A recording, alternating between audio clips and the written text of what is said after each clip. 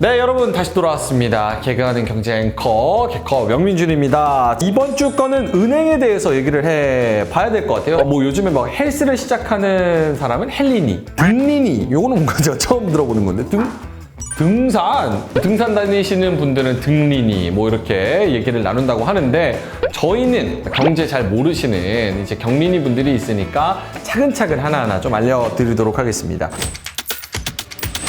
일단은 알바모니들이 알바 시작하면 통장이 있어야 되잖아요. 은행 가서 통장 만들러 왔어요 이렇게 얘기를 했을 때 여러 가지 뭐 통장의 종류가 있습니다. 기본적으로 이제 3개, 예금, 적금, 그리고 CMA 통장 이렇게 있습니다.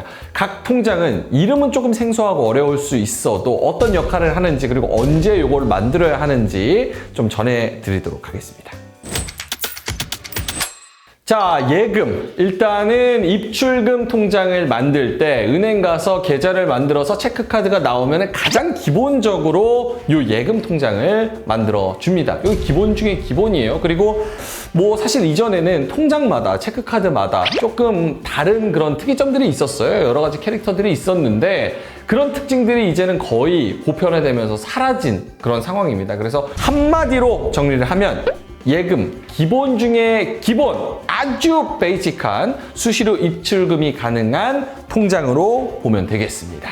자, 그리고 두 번째로 넘어가면 적금입니다. 적립식이라는 표현 아시죠? 그러니까 차곡차곡 쌓아 나간다라는 적립식 예금을 바로 적금이라고 하는 건데요. 누적해서 금액을 쌓아간다고 생각을 하시면 됩니다.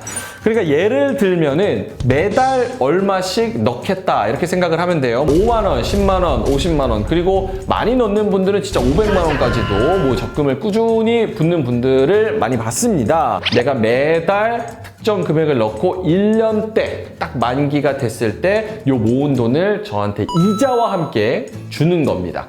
이자율이 최근에 막 높아봤자, 진짜 높아봤자 4%에서 막 6% 막 이렇게 준다 그러고 이자를 받았어요.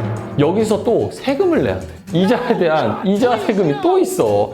예전에는 적금이 이자율을 높게 받는다라는 개념으로 적금을 했지만 요새는 시드머니, 목돈을 모은다라는 개념으로 적금에 접근을 하셔야 돼요. 자, 1년이 너무 길다, 너무 힘들다 했을 때 단기로 부을 수 있는 적금들도 있습니다.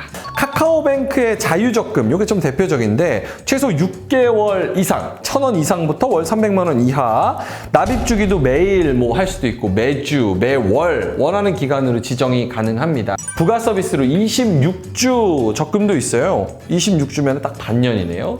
조그맣게 시작해가지고 26주 적금부터 좀 소소하게 시작해보면 어떨까? 자, 마지막으로 CMA 통장입니다. 뭐 영어가 등장한다고 해서 특별히 어렵거나 그렇지는 않습니다. 보통 예금이랑 특징적으로 다른 건, 보통 예금은 일반 은행에서 만드는 거잖아요. CMA는 증권사 지점에서 만드는 거예요.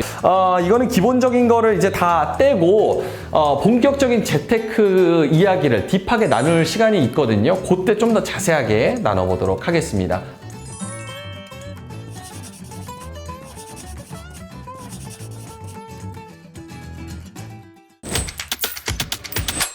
자, 이렇게 은행에 대한 기본적인 개념 탑재했을 거라고 봅니다.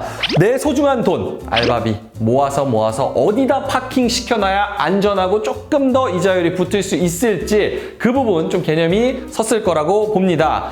이제 좋은 통장 만들어가지고 예금, 적금, 그리고 CMA 활용해가지고 계속 차곡차곡 목돈을 모아가시기 바라겠습니다. 자, 그러면 다음 에피소드로 저는 다시 돌아오겠습니다. 안녕!